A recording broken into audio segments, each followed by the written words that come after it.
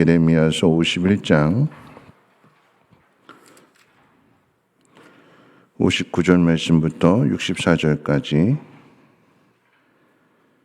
한 절씩 교독으로 읽겠습니다. 예레미야서 51장 59절로 64절까지.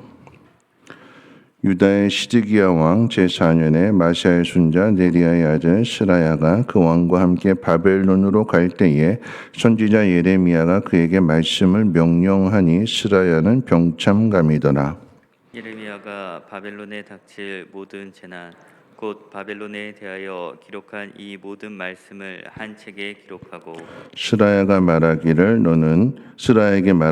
너는 바벨론에 이르거든 삼가 이 모든 말씀을 읽고 말하기를 여호와여 주께서 이곳에 대하여 말씀하시기를 이 땅을 멸하여 사람이나 짐승이 거기에 살지 못하게 하고 영원한 폐허가 되리라 하셨나이다 하라 하니라. 너는 이 책 읽기를 다한 후에 책에 돌을 메어 유브라데 강 속에 던지며 말하기를 바벨론이 나의 재난 때문에 이같이 몰락하여 다시 일어서지 못하리니 그들이 피폐하리라 하라 하니라.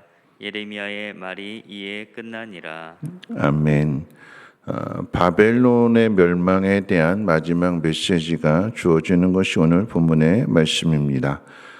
성경에 보면 하나님으로부터 부르심을 받아서 하나님 말씀을 전하거나 또는 하나님의 뜻을 행하는 사람들이 있습니다. 예를 들면 모세일 수 있고 여호수아일 수 있고 또 엘리야나 엘리사 그리고 이 예레미야 선지자들을 들 수가 있죠. 하나님으로부터 직접 말씀을 들었기에 하나님의 뜻을 전하고자 백성들 앞에 서기 때문에 많은 사람들이 그들을 하나님의 종으로 알게 됩니다. 그런데 사람들에게 알려지지는 않았지만 조용히 하나님 말씀에 하나님의 뜻에 순종하는 사람들이 있습니다. 그러니까 대표적으로 우리가 지난번에 살펴봤던 예레미야 36장 가운데 보면 바룩이라는 사람이 등장을 하잖아요.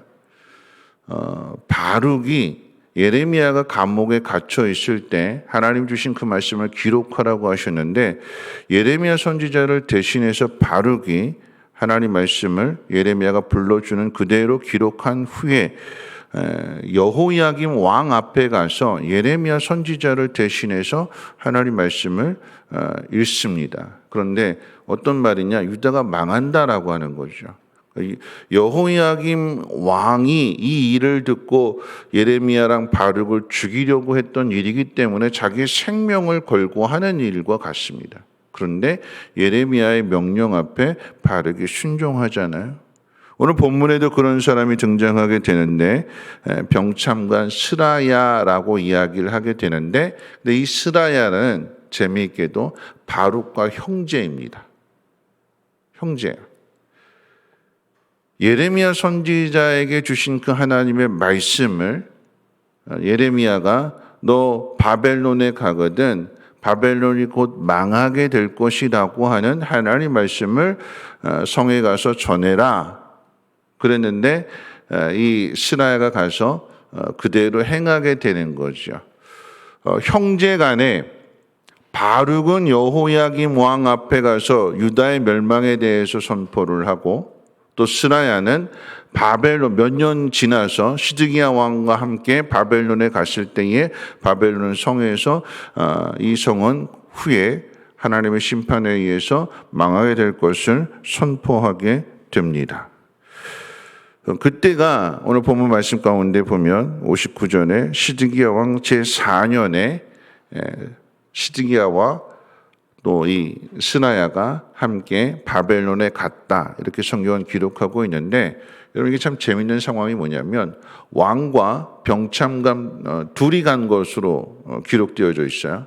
아주 소수의 인원들만 시드기야 왕이 바벨론을 찾아가게 되는데 시드기야 왕이 가는 목적은 뭐냐면 여러분, 우리가 이 바벨론의 멸망에 대해서 말씀을 전하기 앞서 그 앞에 유다의 멸망을 예언한 다음에 그 다음에 애굽이 망할 것이고 모압이 망할 것이고 뭐 암몬도 망하고 주변 국가들이 다 망하게 된다. 하나님의 심판을 받는다.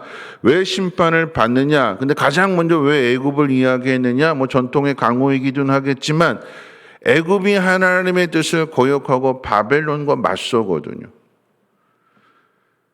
메소포타미아 지역의 패권을 하나님께서 바벨론에게 느부갓네살 왕에게 허락하셨기 때문에 느부갓네살 왕이 하나님의 뜻에 따라서 하나님의 도구가 되어서 칼이 되어서 주변의 국가들을 평정하게 될 거다. 근데 여기 누가 가장 강력하게 반발하게 되느냐? 애굽이에요, 애굽.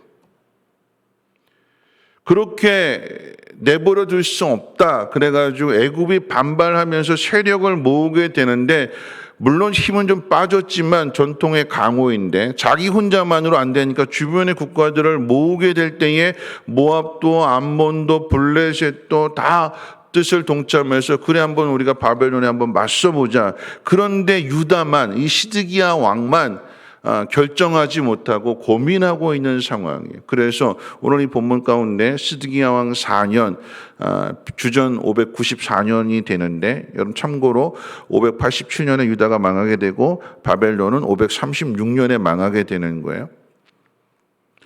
시드기야 왕이 자꾸 주변의 애국 국가도 그렇고 주변의 국가도 그렇고 야 너 같이 뜻을 동참하자 그랬더니 결정하지 못하다. 그럼 내가 한번 가서 한번 정탐한 후에 결정하겠다. 시드기야 왕이 지금 바벨론을 방문하는 목적은 이 바벨론의 힘이 어느 정도인가? 그래서 애국과 같이 반란을 일으켰을 때에 통하느냐 안 통하느냐 국가의 운명을 건 일이기 때문에 정탐하기 위해서 간 거예요. 그 정탐의 목적은 대항하려고. 결국은 무슨 이야기냐면 하나님의 뜻을 거역하는 거죠. 바벨론에 항복해라 그랬는데 그게 하나님의 뜻인데 시드기야의 마음은 이렇게 호락호락 나라를 호락호락 내줄 수 없다. 한번 내 힘 한번 맞서서 한번 싸워보겠다라고 하는 마음을 가지고 간 것이고 그러면 이 시드기야 왕이 데리고 간 병참감이라고 하는 이 스라야는 어떤 마음 가지고 갔어요? 하나님 말씀 그대로 전하려고 간 거예요. 여러분 이야기가 무슨 이야기일까요? 스라야 입장에서 이야기한다면 왕의 뜻과는 반대 상황이에요. 왕은 시드기야 왕은 바벨론을 대항하기 위해서 가서 정탐하고 있는데 그런데 신하인 병창감인 스라야는 왕의 뜻이 아닌 예레미야 선지자의 말씀을 듣고 가서 하나님 주신 그 말씀 그대로 바벨론 성이 곧 망하게 될 것. 지금은 화려하지만 주전 594년이라고 하는 이 시기는 가장 강성한 시기이지만 그런데 너희 힘은 곧 꺾이게 될 것이다. 망하게 될 것이다. 그러니까 정신 차려라. 힘 있을 때, 잘 나갈 때 겸손해야 되고 그리고 하나님 주신 이 말씀을 잘 기억하고 있다가 지켜라 하는 의미에서 하나님께서 예레미야 선지자에게 말씀을 주셨고 예레미야 선지자가 스라에게 명령함으로 그 말씀을 그대로 순종하는 이야기가 오늘 본문의 이야기입니다. 오늘 저는 이 스라에 대한 이야기를 하기를 원합니다. 왕의 명령이 아닌 그것도 예레미야 선지자의 명령을 듣고 하나님 말씀에 순종하게 되는데 하나님으로부터 직접 말씀을 듣고 순종하는 게 아니잖아요. 누구에게 말씀을 들었어요? 예레미야의 명령을 듣고 순종하고 있어요. 예레미야 선지자나 엘리야나 엘리사나 이런 하나님의 종들은 직접 하나님 말씀을 들었기 때문에 어떤 면에서 보면 순종하기가 조금 쉽죠. 왜? 직접 하나님 말씀하셨으니까. 두려운 마음 가운데 순종할 수 있는데 그런데 이 스라야가 순종하고 있는 것은 하나님으로부터 직접 말씀을 들은 것이 아니라 예레미야를 통해서 말씀을 듣고 그 말씀을 준행하는데 이 일은 왕을 거역하는 일이요 왕의 눈밖에 나는 일이요 심지어는 자기 생명을 거는 유다 왕 시드기야에 의해서 너 감히 간부를 왜 우리 신분을 노출시켰느냐 네가 그런 말을 해서 바벨론 성 사람들이 왕에게 고자질하게 되고 그러면 우리가 가고자 한 그 목적을 크게 훼손하는 일들인데, 방해하는 일들인데 너 왜 그랬느냐? 시드기야 왕으로부터 지탄을 받을 수도 있고 바벨론의 느부갓네살 왕에 의해서 죽임을 당할 수도 있는, 자신의 생명을 걸어야 되는. 그런데 스라야는 예레미야의 명령을 하나님의 뜻으로, 하나님의 말씀으로 믿기에 가서 그대로 순종하는 거죠. 바룩도 그랬고 스라야도 그렇고 형제가 하나님 말씀 앞에 순종하는 모습을 보이게 됩니다. 참 대단한 것 같아요. 어제 저녁 사무엘상 이야기하면서 사울 왕 전쟁을 앞에 두고서 우린 숫자도 점점 줄어들고 있고 두려워하고 겁을 잔뜩 먹은 그 상황 속에서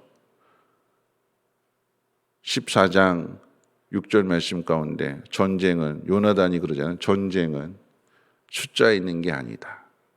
그리고는 그 숫자에 있는 것이 아니다라고 하는 것을 가르쳐, 자기 아버지 사울 왕이 두려워서 하나님의 법도 어겨가면서 악을 행하고 있을 때에 그 아들 요나단이 한 명, 자기 칼 든 자 한 명 데리고 블레셋 가서 블레셋 치잖아요. 그리고 그 전쟁을 승리로 이끌잖아요.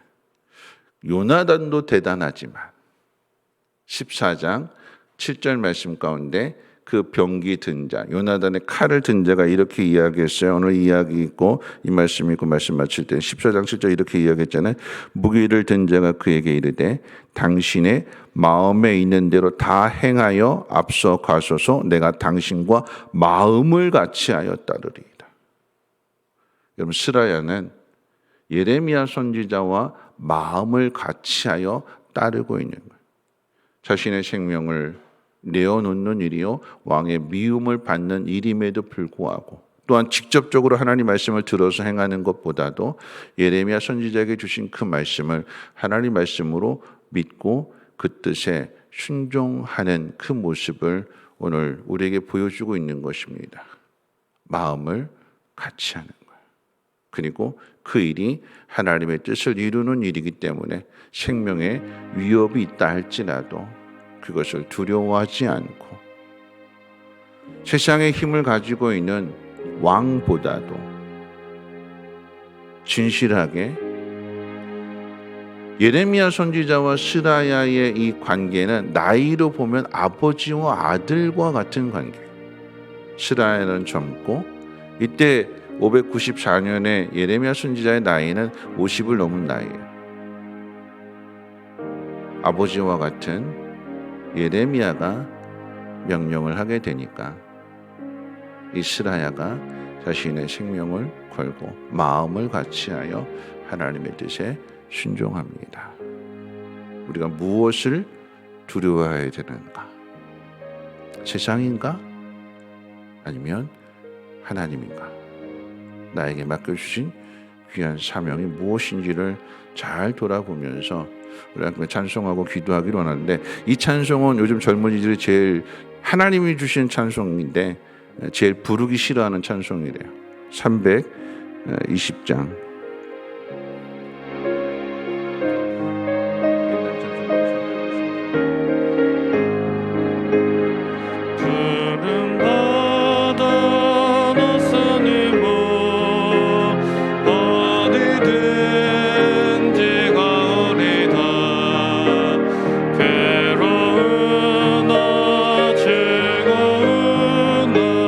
주만 따라가오르니